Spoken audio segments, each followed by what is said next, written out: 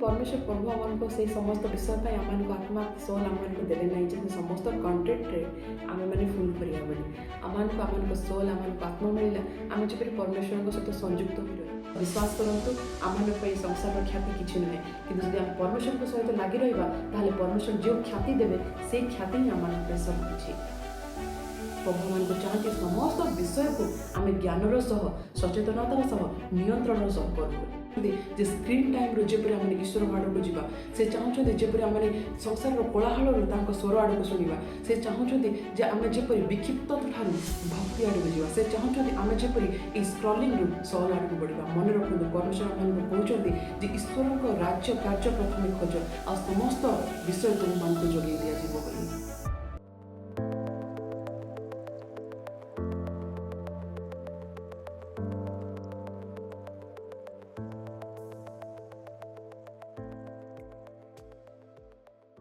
Hi everyone, praise the Lord. समस्त प्रभु जीशु ख्रीष्ट महान और पवित्र नाम रे नमस्कार।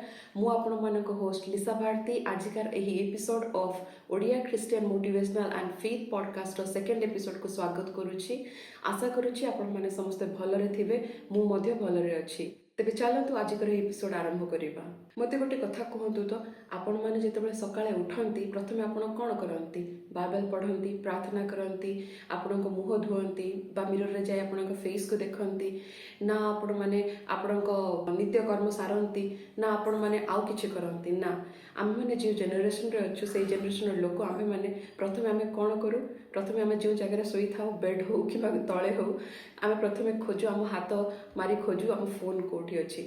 आम मध्य किसी लोक मैंने एपरी अच्छा जो लोक मैंने गुड मॉर्निंग गॉड कहवा पूर्वर गुड मॉर्निंग नोटिफिकेशन बोली कहती। 5 मिनट पर जदि वाईफाई बंद हो गला बा आम मोबाइल डाटा जदि सरी जाइए आमको लगे दुनिया थमीगला, दुनिया सरीगला, दुनियाटा रही जाए, दुनिया आग को बढ़ुनी, आमको सब अंधकार देखा जाए। किंतु प्रभु ठारे जदि आम मैंने जदि संपर्क रे ना हो 5 सप्ताह कौन, 5 मिनिट कौन, 5 वर्ष धरी हो, 5 वर्ष धरी 5 मास हो, तथापि आमको लगे सब विषय ठीक अच्छी बोली। किछि लोक आम भितर अच्छु जो मैंने रील्स ट्रेंड कौन चलती आम समस्त विषय जना, किंतु किछि लोक आम भितर एतिकी मध्य आम जानिनु बाइबल गोटे वर्स जितेबाला कहतु बा पचरा जाए आम ठीक से कहि पारुना। तेबे ताहा आमर भूल नाही, किंतु जदि गोटे टूल आमर मास्टर हो जाए तेबे ताहा हमर समस्त ध्यान को टाणी नहीं थाए। एपरिक परमेश्वर का ध्यान, परमेश्वर प्रति स्नेह प्रेम थिबा विषय मध्य से आमन ठारो टाणी नहीं जाए, आमन आत्मा को टाणी नहीं जाए। उदाहरण स्वरूप देखो आप 5 मिनिट इंस्टाग्राम खोलिबे आ 5 मिनिट रो केतबेले 20 मिनिट हो आपको जना नहीं। 20 मिनिट रो केतबेले 3 घंटा हो, घंटाटे हो, 2 घंटा, 3 घंटा, 4 घंटा, 5 घंटा हो आप जानी पारती नहीं। आ जितेबाला आम गोटे समय पलि आसू तापर आम रियलाइज करूँ अरे मु तो कुकुर किपरि साइकिल चलाऊँ ताहा देखुची कौन ए समय कौन ठीक थिला। तापर आमको रियलाइज हुए बोधे आम समय नष्ट करदेलु। तेरे मोर प्रिय माने आम मैंने जो समय पाइछु ताहा अत्यंत मूल्यवान आ से समय को आम भल भाव उपयोग करने दरकार, यहीपरि नष्ट करने दरकार नहीं। कारण आम शत्रु शैतान जी से सब बड़ बड़ पाप द्वारा नुहे कि बड़ बड़ टेम्पटेशन द्वारा नुहे किंतु बड़ बड़ विषय द्वारा आम से डिस्ट्रैक्ट करे नहीं। से मोस्ट ऑफ द टाइम से आम छोट छोट विषय द्वारा डिस्ट्रैक्ट करने चेष्टा करे आ क्रिश्चियन मान को डिस्ट्रैक्ट करने चेष्टा करे। आ जदि डिस्ट्रैक्टेड क्रिश्चियन हो जाए ताहले सबुठारु स्पिरिचुअल वीक क्रिश्चियन बनी जाए। आजिकार यही पीढ़ी आमे माने डिजिटल सह अधिक जोड़ी रही पीढ़ी अटू आउ यही पीढ़ी ही अधिक से लोनलीनेस आउ एकाकीपनार शिकार मध्य हुए। भाभी नियंतु आपण मानकर खुशी, आपण मानकर शांति को चोरी कर नौथुवा विषय जदि आपण मानक पॉकेट रे अछि ताहले एहा हेबा निहाती प्रयोज्य। तेबे आपण माने भाबंतु आपण माने सोइचंती आ आसंता काले आपण माने देखुचंती कौन से स्क्रॉलिंग नहीं, कौन से मीम नहीं, कौन से रील नहीं, आपण मुक्त फील करिवे ना आपण को कष्ट लागिवो, असुविधा हबो। तेबे आजिकार एही पॉडकास्ट टी टेक्नोलॉजी विरोधी पॉडकास्ट नुहे किंतु आम मानकर मन को पुनः फेरबार गोटे पॉडकास्ट, गोटे प्रयास। तेबे आम माने पॉडकास्ट केवल देखिबा कि सुनिबा नुह किंतु निजको मध्ये पचारिबा, निजको मध्ये परीक्षा करी देखिबा। कारण छोट छोट जिनिस बा छोट छोट विषय बा छोट छोट एडिक्शन कौन हुए प्रथमे बड़ भयंकर रूपे आसे ना, ताहा धीरे धीरे धीरे धीरे आप मनोरंजन भाया स्टार्ट हुए, एंटरटेनमेंट भाया स्टार्ट हुए आ ताहा धीरे धीरे एडिक्शन बन जाए। एसबू विषय आम बहुत भाव में आम सचेतन हवा पड़ो। ଆସୁଥିବା ସମୟରେ ଆମମାନଙ୍କର କୌଣସି କାମରେ ଆସିବ ନାହିଁ। ସେ ସମସ୍ତ ବିଷୟ ବେକାର, କିନ୍ତୁ ତଥାପି ଆମେ ଘଣ୍ଟା ଘଣ୍ଟା ଧରି ସେ ସମସ୍ତ ବିଷୟକୁ ଦେଖୁ ଆଉ ସେ ସମସ୍ତ କଣ୍ଟେଣ୍ଟରେ ଆମ ଆତ୍ମା ଆମ ସୋଲ୍କୁ ଫିଲ୍ କରୁ। କିନ୍ତୁ ପରମେଶ୍ୱର ପ୍ରଭୁ ଆମମାନଙ୍କୁ ସେଇ ସମସ୍ତ ବିଷୟ ପାଇଁ ଆମମାନଙ୍କୁ ଆତ୍ମା ସୋଲ୍ ଆମମାନଙ୍କୁ ଦେଲେ ନାହିଁ ଯେ ସେ ସମସ୍ତ କଣ୍ଟେଣ୍ଟରେ ଆମେମାନେ ଫୁଲ୍ କରିବା ବୋଲି। ଆମମାନଙ୍କ ସୋଲ୍ ଆମମାନଙ୍କୁ ଆତ୍ମା ମିଳିଲା ଆମେ ଯେପରି ପରମେଶ୍ୱରଙ୍କ ସହିତ ସଂଯୁକ୍ତ ହୋଇ ରହିବା, ଆମେମାନେ ଯେପରି ପରମେଶ୍ୱରଙ୍କ ସହିତ ଲାଗି ରହିବା, ତାଙ୍କ ସହିତ କନେକ୍ଟେଡ୍ ହେଇ ରହିବା। କିନ୍ତୁ ଆମେମାନେ ସେଇ ଆତ୍ମାକୁ ବିଭିନ୍ନ କଣ୍ଟେଣ୍ଟରେ ଫୁଲ୍ କରୁଛୁ। ମୋର ପ୍ରିୟମାନେ, ପବିତ୍ର ବାଇବେଲ କୁହେ ପ୍ରଥମେ ପରମେଶ୍ୱରଙ୍କର ଧର୍ମ ଖୋଜ, ପରମେଶ୍ୱରଙ୍କର ରାଜ୍ୟ ଖୋଜ, ତ ଦ୍ୱାରା ଆପଣମାନଙ୍କୁ ଯେଉଁ ଆବଶ୍ୟକତା ହେଉଥିବା ସମସ୍ତ ବିଷୟ ଆପଣମାନଙ୍କୁ ଦିଆଯିବ। ତେବେ ପରମେଶ୍ୱର ଆମମାନଙ୍କୁ କହିଲେ ନାହିଁ କି ଲାଇକ୍ ଖୋଜ, ପରମେଶ୍ୱର ଆମମାନଙ୍କୁ କହୁନାହାନ୍ତି ଯେ କମେଣ୍ଟ ଖୋଜ, ଭ୍ୟୁଜ୍ ଖୋଜ, ପରମେଶ୍ୱର ଆମମାନଙ୍କୁ କହୁନାହାନ୍ତି ଯେ ଭାଲିଡେସନ୍ ଖୋଜ, ପରମେଶ୍ୱର ଆମମାନଙ୍କୁ କହୁନାହାନ୍ତି ଯେ XYZ ସମସ୍ତ ବିଷୟ ଖୋଜ। ପରମେଶ୍ୱର କହୁଛନ୍ତି ଆମମାନଙ୍କୁ ତାହାଙ୍କ ରାଜ୍ୟ ଖୋଜ ଆଉ ସମସ୍ତ ବିଷୟ ତମମାନଙ୍କ ପାଖକୁ ଆସିବ ବା ତମମାନଙ୍କ ଦିଆଯିବ ବୋଲି ସେ କହୁଛନ୍ତି। ଆଜି ଆମମାନେ କ'ଣ ଖୋଜୁଅଛୁ? ତେବେ ବିଶ୍ୱର ଯଦି କିଛି ସତ୍ୟ ବିଷୟକୁ ଆମମାନେ ଜାଣିବାକୁ ଚେଷ୍ଟା କରିବା, ଜଣେ ସାଧାରଣ ବ୍ୟକ୍ତି 7 ଘଣ୍ଟାରୁ ଅଧିକ ସ୍କ୍ରିନ୍ ଟାଇମ୍ରେ ସ୍ପେଣ୍ଡ କରେ। 90ରୁ 150 ଥର ସେ ନିଜ ଫୋନ୍କୁ ଚେକ୍ କରେ। ଆପଣମାନେ ଭାବନ୍ତୁ ଏ ସମସ୍ତ କରିବା ଦ୍ୱାରା ଆମମାନଙ୍କର ଆଟେନସନ୍ ସ୍ପାନ୍ କେତେ କମିଯାଉଛି। ଆମମାନେ ଜାଣିଶୁଣି ଆମମାନଙ୍କ ଆଟେନସନ୍ ସ୍ପାନ୍କୁ ଆମେ କମେଇ ଦେଉଛୁ। ଆପଣମାନେ ଏଇ ୱାର୍ଡ଼ ଗୋଟେ ଅଛି ଡୋପାମିନ୍ ବୋଲି, ତା ବିଷୟରେ କେବେ ଶୁଣିଛନ୍ତି କି ଜାଣିଛନ୍ତି କି? ଡୋପାମିନ୍ ହେଉଛି ଆମ ବ୍ରେନ୍ ବା ଆମମାନଙ୍କ ମସ୍ତିଷ୍କରେ ଥିବା ଗୋଟିଏ ରାସାୟନିକ ସନ୍ଦେଶ ବାହକ ବା ଯାହାକୁ ଆମେ କହିବା ନ୍ୟୁରୋ ଟ୍ରାନ୍ସମିଟର, ଯାହାକି ଆମେ ଯଦି ସକ୍ସେସ୍ ପାଉ, ଯଦି ଆମେ କିଛି ଆଚିଭମେଣ୍ଟ କରୁ, ଆମମାନଙ୍କ ଜୀବନରେ କିଛି ଭଲ ହୁଏ, ସେଥିରେ ତା'ର ଭୂମିକା ଅଛି। କେବଳ ସେତିକିରେ ନୁହେଁ, ଶରୀରର ବିଭିନ୍ନ ପ୍ରକାର କାର୍ଯ୍ୟ କରିବାରେ ତାହାର ଭୂମିକା ରହିଛି। ସେ ଭୂମିକା ଗ୍ରହଣ କରିଥାଏ ଏହି ଡୋପାମିନ୍। ତେବେ ଯେତେବେଳେ ଆମେ ସକ୍ସେସ୍ ପାଉ, ଆଚିଭମେଣ୍ଟ ପାଉ ଆଉ ଅନ୍ୟାନ୍ୟ ବିଷୟ ଭଲ ବିଷୟ ହୁଏ, ସେଥିରେ ତା'ର ଭୂମିକା ଅଛି। ଆମମାନଙ୍କ ମନୋଭାବନାକୁ ନିୟନ୍ତ୍ରଣ କରିବାରେ ତା'ର ଭୂମିକା ଅଛି। ଆମମାନଙ୍କର ଯେଉଁ ଆଟେନସନ୍ ଡେଫିସିଟ୍ ହୁଏ କି ଆଟେନସନ୍ ଆମମାନଙ୍କର ବୃଦ୍ଧି ପାଏ, ସେଥିରେ ତା'ର ଭୂମିକା ଅଛି। ଆଜିକାଲି ଆମେ ଦେଖିବାକୁ ପାଉଥିବା ADD ବା ADHD, attention deficit disorder, attention deficit hyper disorder, ଏ ସମସ୍ତ ବିଷୟରେ ମଧ୍ୟ ତା'ର ଭୂମିକା ରହିଛି। ଆପଣମାନେ ଜାଣିଥିବେ କି ନ ଜାଣିଥିବେ ମୁଁ ଜାଣିନି, ଯେତେବେଳେ ଆମମାନଙ୍କର ସକ୍ସେସ୍ ଆଚିଭମେଣ୍ଟ ପାଉ, ସେତେବେଳେ ଆମମାନଙ୍କର ଡୋପାମିନ୍ ବଢ଼ିଯାଏ। କିନ୍ତୁ ଯଦି ଡୋପାମିନ୍ କମି ମଧ୍ୟ ଯାଏ ଆମ ଶରୀରରେ, ତାହେଲେ ମଧ୍ୟ ବିଭିନ୍ନ ପ୍ରକାର ତା'ର ଡିସଆଡ଼ଭାଣ୍ଟେଜ୍ ଅଛି। ଯେତେବେଳେ ତାହା କମିଯାଏ, ସେଥିରେ ଆମେ ଗୋଟେ ଲଙ୍ଗ୍ ଟର୍ମ ବ୍ରେନ୍ ଡିସଅର୍ଡର, ତାକୁ ପାର୍କିନସନ୍ସ ଡିସଅର୍ଡର ବୋଲି କୁହାଯାଏ, ତା ଗୋଟେ ଲଙ୍ଗ୍ ଟର୍ମ ବ୍ରେନ୍ ଡିସଅର୍ଡର ବୋଲି ତାକୁ କୁହାଯାଏ, ତାହାର ମଧ୍ୟ ଶିକାର ହେଉ। ତେବେ ଆମମାନେ ଯେତେବେଳେ ଅଧିକ ଖୁସି ହେଉ କି ଆମମାନେ ଯେତେବେଳେ ଅଧିକ ବିଷୟ ଆମମାନଙ୍କ ଲାଇଫ୍ରେ ହୁଏ, ତାମାନେ ନୁହଁ ଯେ ଆମମାନେ ଫିଲିଂସରେ ଉତ୍ତେଜିତ ବା ଷ୍ଟିମୁଲେଟେଡ୍ ହେଉଛୁ, କିନ୍ତୁ ତାହା ଆମକୁ ଗୋଟେ ରିୱାର୍ଡ଼ ଦେଉଛି ଯାହା ଆମକୁ ଓଭର ଷ୍ଟିମୁଲେଟେଡ୍ କରାଇ ଦେଉଛି। ଆଉ ଏ ସମସ୍ତ ବିଷୟରେ ଡୋପାମିନ୍ର ନିହାତି ଭାବେ ଭୂମିକା ରହିଛି। ପୂର୍ବେ ଲୋକମାନେ ଶାନ୍ତିରେ ବସୁଥିଲେ, ଏକାକୀ ବସୁଥିଲେ, ନିଜ ବିଷୟରେ ଚିନ୍ତା କରୁଥିଲେ, ଅନ୍ୟ ବିଷୟରେ ଚିନ୍ତା କରୁଥିଲେ, କିଛି ଅର୍ଥପୂର୍ଣ୍ଣ ବିଷୟ ଚିନ୍ତା କରୁଥିଲେ ଏକାକୀ ବିଷୟ। କିନ୍ତୁ ଆଜିକାଲିର ପିଢ଼ି ଆମେ ଏକାକୀ ବସିପାରୁନା। ଯଦି ଏକାକୀ ବସୁ ତାହେଲେ ଆମକୁ ହାତରେ ଦରକାର ଫୋନ୍, ଯଦି ଏକାକୀ ବସୁ ଆମକୁ ଦରକାର ସ୍କ୍ରଲିଂ। ଆମେ ଆଉ ସେ ପିଢ଼ିରେ ନାହୁଁ। ଆମେ ଆଜିକାଲି ଏହି ପିଢ଼ି ଆମେମାନେ ନିଜ ସହ ସଂଯୋଗ ହରାଇ ବସିଅଛୁ, ଆମେ ନିଜ ସହ ଡିସ୍କନେକ୍ଟେଡ୍ ହୋଇଅଛୁ।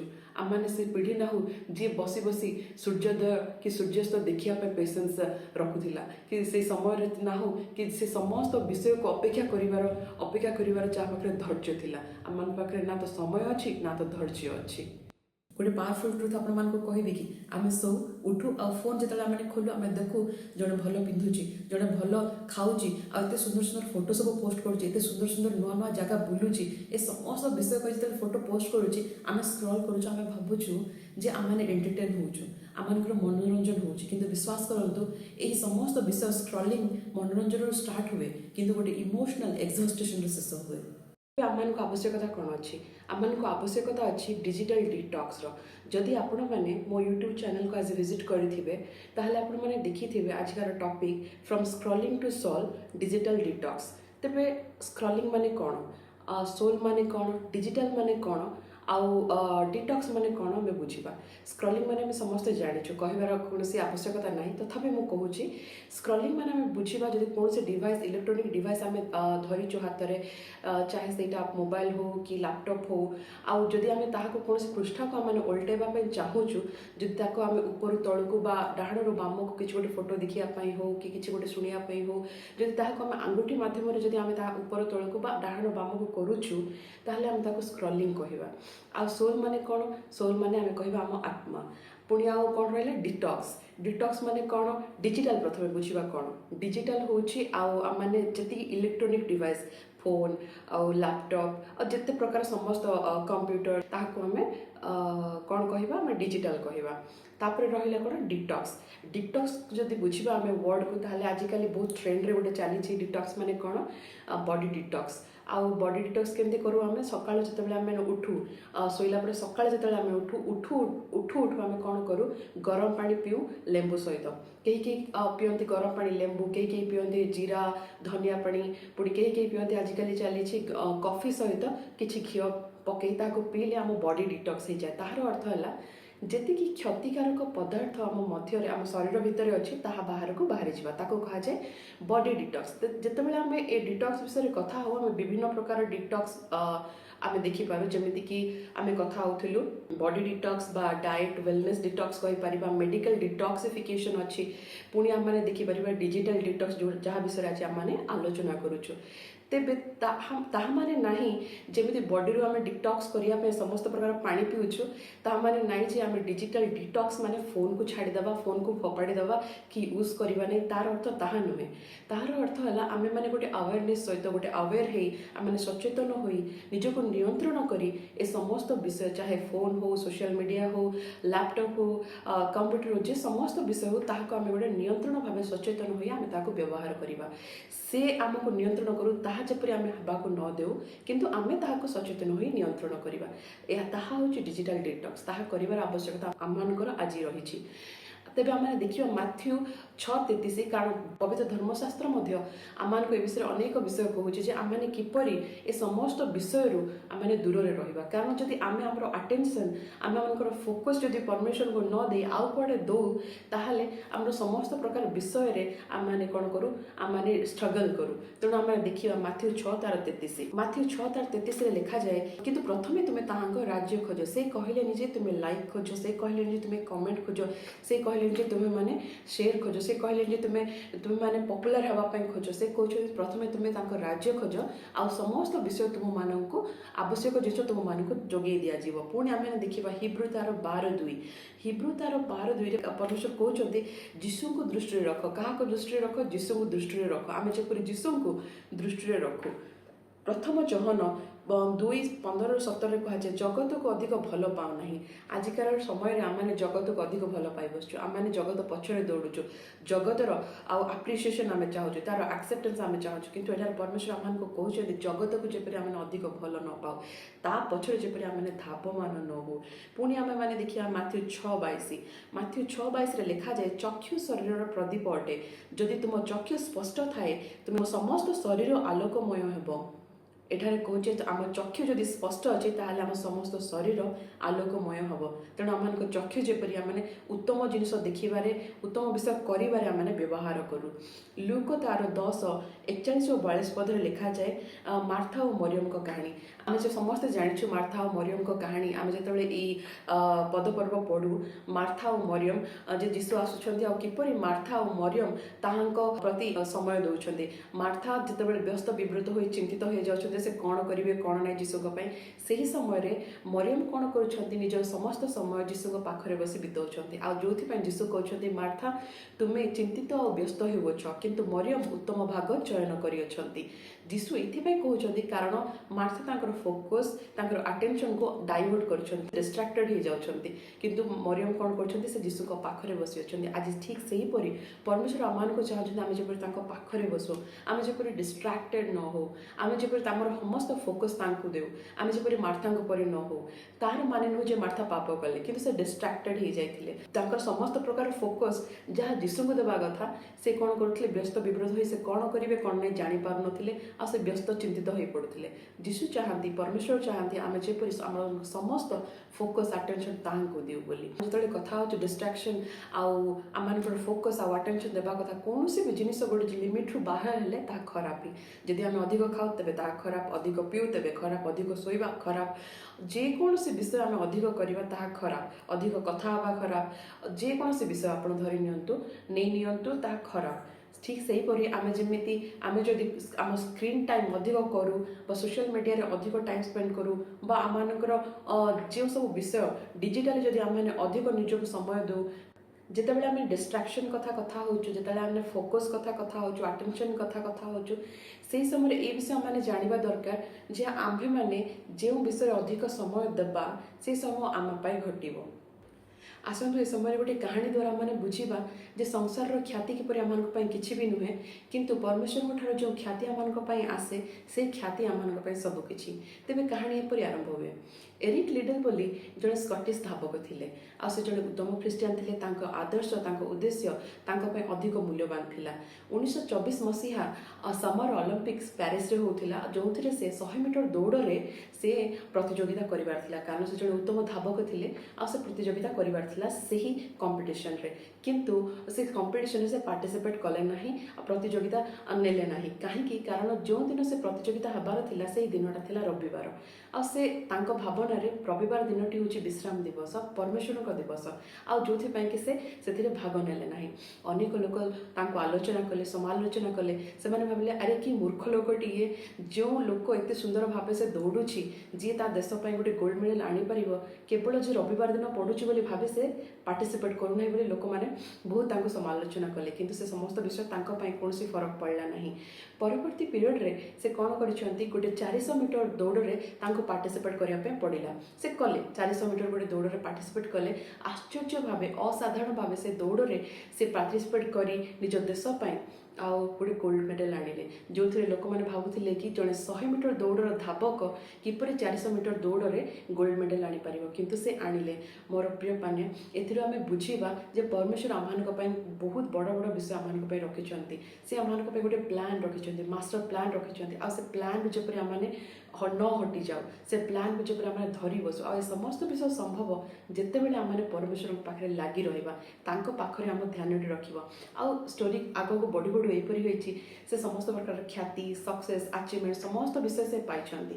କିନ୍ତୁ ସମସ୍ତ ବିଷୟକୁ ପଛରେ ପକାଇ ସେ କ'ଣ କରିଛନ୍ତି, ଜଣେ ମିଶନାରୀ ଭାବେ ଚୀନରେ ଯାଇ ସେ ସେବା କାର୍ଯ୍ୟ କରିଅଛନ୍ତି। ସେ ସେଠାରେ ସେବା କାର୍ଯ୍ୟ କଲା ପରେ ଦ୍ୱିତୀୟ ବିଶ୍ୱଯୁଦ୍ଧରେ ମଧ୍ୟ ସେ ଜାପାନରେ ବନ୍ଦୀ ହୋଇ ରହିଲେ। ଆଉ ବନ୍ଦୀ ହୋଇ ରହିଥିବା ବେଳେ ମଧ୍ୟ ଯେଉଁ ପ୍ରିଜନର ମାନେ ଥିଲେ ତାଙ୍କ ସହିତ, ବନ୍ଦୀଶାଳାରେ ଯେଉଁ ବନ୍ଦୀମାନେ ତାଙ୍କ ସହିତ ଥିଲେ, ସେ ବନ୍ଦୀମାନଙ୍କୁ ମଧ୍ୟ ତାଙ୍କ ସାହାଯ୍ୟ, ସହଯୋଗ ଆଉ ଈଶ୍ୱରଙ୍କ ପ୍ରେମ, ତାଙ୍କ ନିଜ ତାଙ୍କ ବ୍ୟବହାର, ତାଙ୍କର ସମସ୍ତ ପ୍ରକାର ବିଷୟରେ ସେ ଦେଖେଇଥିଲେ। ଏ ସମସ୍ତ ବିଷୟରୁ ଆମେ ଜାଣିପାରିବା ଯେ କିପରି ଭାବେ ଜଣେ ବ୍ୟକ୍ତି ପରମେଶ୍ୱରଙ୍କ ସହିତ ଲାଗି ରହିଲେ ପରମେଶ୍ୱର ତାହାଙ୍କୁ ଗୋଟେ ଜାଗାରୁ ଆଉ ଗୋଟେ ଜାଗାକୁ ନେଇକି ଯାଆନ୍ତି, ଆଉ କିପରି ଭାବେ ତାଙ୍କ ରାଜ୍ୟ କାର୍ଯ୍ୟ ପାଇଁ ବ୍ୟବହାର କରନ୍ତି। ତାଙ୍କର ଏହି ସମସ୍ତ କାହାଣୀଟି ଚ୍ୟାରିଅଟ୍ ଅଫ୍ ଫାୟାର ବୋଲି ଗୋଟେ ମୁଭି ମଧ୍ୟ ଅଛି, ଯେଉଁଥିରେ ଆପଣମାନେ ଦେଖିପାରିବେ। ଆମମାନେ ମଧ୍ୟ ତାହାଙ୍କ ପରି ଯେପରି ଏହି ସଂସାରର ଖ୍ୟାତିରେ ନ ଲାଗି ଆମେ ପରମେଶ୍ୱରଙ୍କ ଖ୍ୟାତିରେ ଯେପରି ଲାଗିପାରିବା, ସେହିପରି ଭାବେ ପରମେଶ୍ୱର ଆମମାନଙ୍କୁ ଆଶୀର୍ବାଦ କରନ୍ତୁ। ବିଶ୍ୱାସ କରନ୍ତୁ, ଆମମାନଙ୍କ ପାଇଁ ସଂସାରର ଖ୍ୟାତି କିଛି ନୁହେଁ, କିନ୍ତୁ ଯଦି ଆମେ ପରମେଶ୍ୱରଙ୍କ ସହିତ ଲାଗି ରହିବା, ତାହେଲେ ପରମେଶ୍ୱର ଯେଉଁ ଖ୍ୟାତି ଦେବେ ସେଇ ଖ୍ୟାତି ହିଁ ଆମମାନଙ୍କ ପାଇଁ ସବୁକିଛି। ଆଜି ଯଦି ଆମେ ସୋସିଆଲ ମିଡ଼ିଆରେ କିଛି ସତ୍ୟ ବିଷୟ ଜାଣିବାକୁ ଚେଷ୍ଟା କରିବା, ତେବେ ଆମେ କ'ଣ ଦେଖୁ? ଆମେ ଦେଖୁ ସୋସିଆଲ ମିଡ଼ିଆ ଆମମାନଙ୍କୁ କନଫ୍ୟୁଜନ୍, କମ୍ପାରିଜନ୍ ଆଉ ସମସ୍ତ ପ୍ରକାର ଷ୍ଟ୍ରଗଲ୍ ଆମମାନଙ୍କ ମନରେ ଦେଉଛି।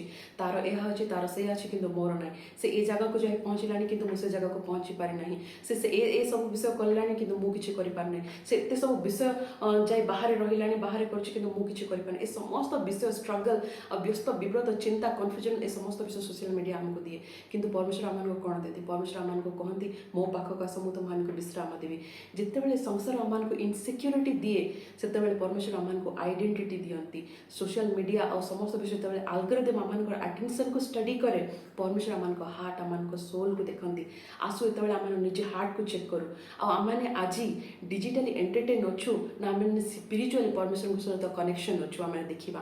ଆମେ ଏ ସମୟରେ କେତୋଟି ରିଲ୍ ଦେଖୁଛୁ ଘଣ୍ଟା ଘଣ୍ଟା ଧରି, ଆଉ କେତେ ସମୟ ଆମେ ପ୍ରାର୍ଥନା କରୁଛୁ। ଆମେ ଏ ସମୟରେ କେତେ ସମୟ ପରମେଶ୍ୱରଙ୍କୁ ଦେଉଛୁ, ଆଉ କେତେ ସମୟ ସ୍କ୍ରିନ୍ ଟାଇମ୍ ଦେଉଛୁ, ଏହା ଆଜି ଆମମାନଙ୍କର ଜାଣିବାର ନିହାତି ଆବଶ୍ୟକତା ରହିଛି। ଗୋଟେ କୌତୁହଳପୂର୍ଣ୍ଣ କଥା କହିବି କି? ଗୋଟେ ଫନି ବିଷୟ ଆପଣମାନଙ୍କୁ କହୁଛି, ଶୁଣନ୍ତୁ। ଆମମାନଙ୍କ ଭିତରେ ଆମେ କିଛି ଲୋକ ଅଛୁ, ଯେଉଁ ସମୟରେ ଆମେ ଡିଷ୍ଟ୍ରାକ୍ସନ୍ରୁ ଦୂରରେ ରହିବା ପାଇଁ ଆମେ ନିଜେ ତାହା ଦୂରକୁ ରଖିବା ଦରକାର, ଆଉ ସମସ୍ତ ବିଷୟରୁ ଦୂରରେ ରହିବା ଦରକାର। ଆମେ କିଛି ଲୋକ କ'ଣ କରୁ? ଡିମନ୍ସକୁ ରେବ୍ୟୁକ୍ କରିବାରେ ବିଲିଭ୍ କରୁ।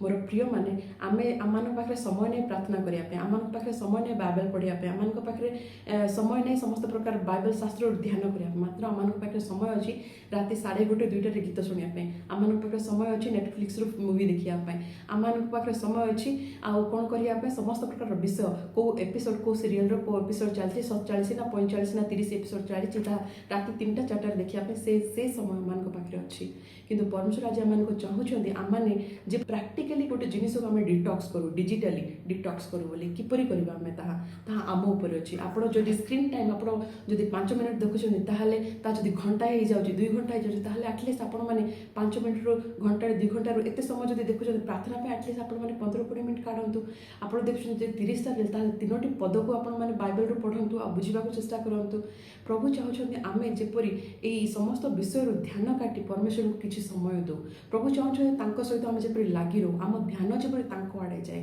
आम से कहूना फोन फोपाड़ दियो से कहूना तुम सोशल मीडिया रू बाहरी आस से कहूना ये समस्त विषय को छाड़ी केवल मो पचर ना आम ज्ञान अर्जन करार अच्छे आम बहुत किसी शिखबार अच्छी किंतु से समस्त विषय करने प्रभु आम ज्ञान अच्छे आम जपरी भासी न जाओ समस्त विषय आम जपरी समस्त विषय पछरे दौड़ी दौड़ी पड़ाई न जाओ आ प्रभु मुछरे पकई दो प्रभु आम चाहती समस्त विषय को आम ज्ञानर सह सचेतनतार सह नियंत्रण सह करूँ बोली आपण मैंने देखिए आप जब सचेतन हो यहाँ व्यवहार करुँच आपण ताहा द्वारा नियंत्रित होना मात्र आपण ताहाको नियंत्रण करुँच से आपणकर मास्टर नुहे मात्र ताहार मास्टर आपण अटंती ताहले देखिबा आपण मानक जीवन परिवर्तन हो जिवो आपणकर व्यक्तिगत जीवन परिवर्तन हो जिवो परमेश्वर ताहा ही चाहउछथि परमेश्वर चाहउछथि आमे जेपरि आगको बढु परमेश्वर चाहउछथि आमे जेपरि वृद्धि पाओ परमेश्वर कहउछथि जे स्क्रीन टाइम रो जेपरि आमे ईश्वर आडको जिबा से चाहउछथि जेपरि आमे संसार रो कोलाहल रो तांको स्वर आडको सुनिबा से चाहउछथि जे आमे जेपरि विक्षिप्त ठारू